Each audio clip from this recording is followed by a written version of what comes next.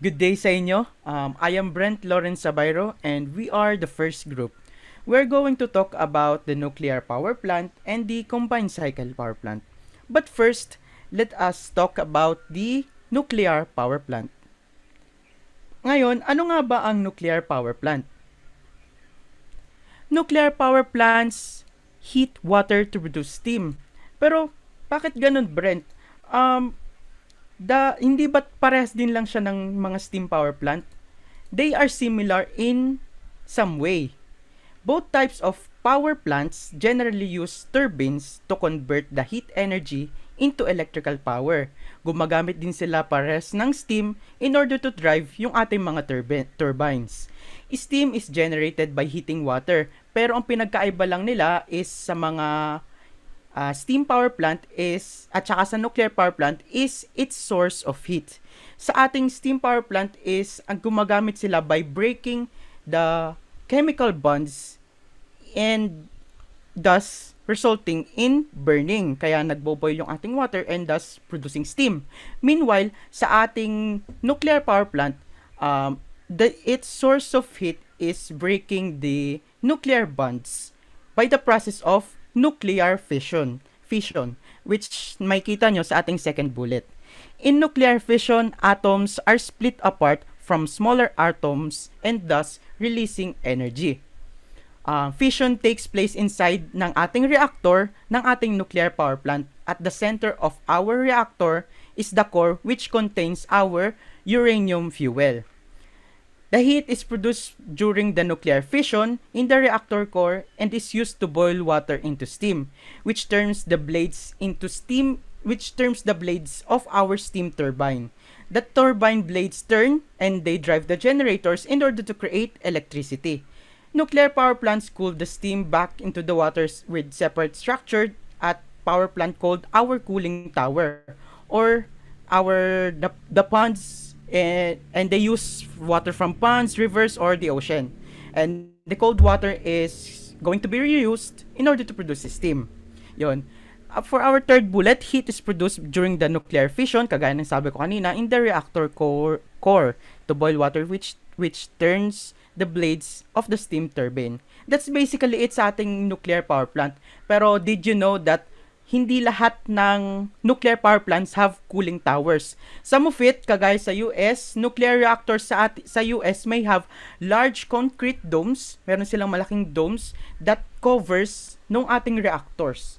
And which is required para maging safe na rin ang ating power plant and yung katabi nating yung mga nasa paligid din natin, and in order to contain them in releasing the radiation na caused nung ating nuclear power plant.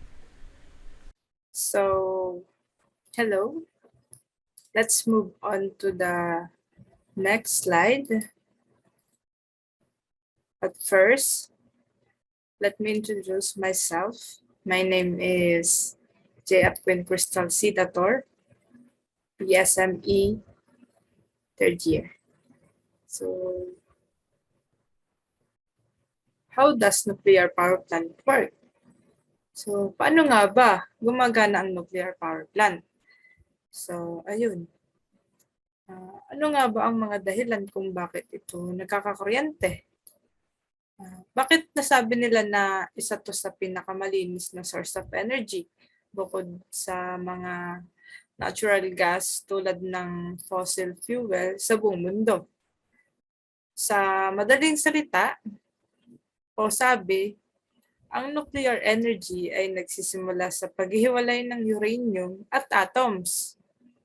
Ang uranium at atoms ay makikita natin sa table of elements o kaya ay periodic table. Yan. At madalas nating pinagkukuhaan ng uranium at atoms na pinaggagamitan ng power plants ay sa tubig na nagmumula sa ating karagatan. Ang proseso ng paghihiwalay ng atoms naman ay ang tawag ay fission. Huwag tayong malilito sa fission at fusion. Ano nga ba ang fusion? Ang fusion ay pagsasanib ng dalawang nukleus na nagiging nuclei. Yun. Ang fission naman ay paghihiwalay ng nuclei na nagiging nucleus. Yun. Yung pag-fusion ay pagsasanib o kaya pagsasama ng dalawang nucleus na nagiging nuclei. Ang fission naman ay paghihiwalay ng nuclei na nagiging nucleus. Yan. Dapat di tayo malilito dyan. Sa parang ito, nagkakaroon ng isang steam na siyang ginagamit sa pagpapagalaw ng malaking turbine na siya naman na nagproproduce ng kuryente. Yun. Ito pa yung maganda sa nuclear plant. Walang tinatawag na combustion o pagsusunog. Yan. Na siya yung nakakasira ng ating greenhouse. Yung greenhouse effect na kung tawagin ay, yung ibig sabihin ng greenhouse effect ay yung siya yung nagpaprotekta ng ating mundo. Yun. Yan. Ito naman, basahin natin ito sa PowerPoint sa how does nuclear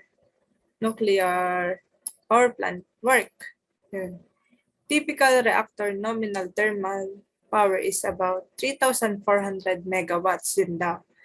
Yun daw yung pinaka-nominal, yun daw yung pinaka-typical reactor nominal thermal power. Yung for second bullet is for PWRs, meaning PWRI, pressured water reactor.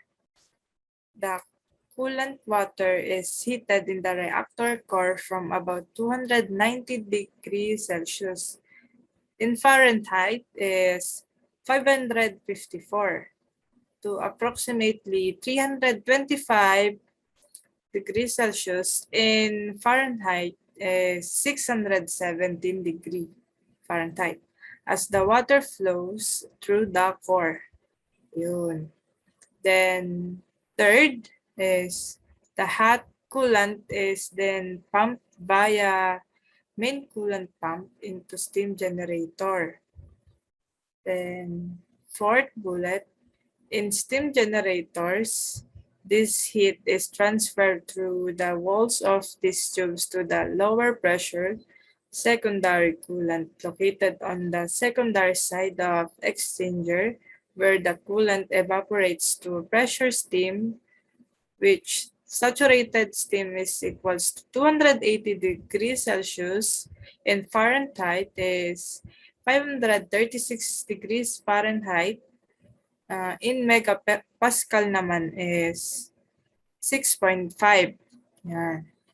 So, fifth is this pressured steam is then routed in the steam turbine, in which steam expands from pressure about 6 megapascal to pressures about 0.008 megapascal. Then lastly is the steam turbine is connected to the main generator which generates electricity. So ayun nga, nabanggit ko kanina na yung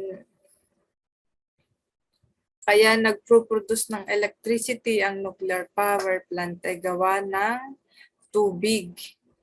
Na yung tubig ay yung sinabi ko din kanina na uranium at atoms. Yan. Kaya nag-produce ng electricity ang nuclear power plant. Yun lang po. Thank you.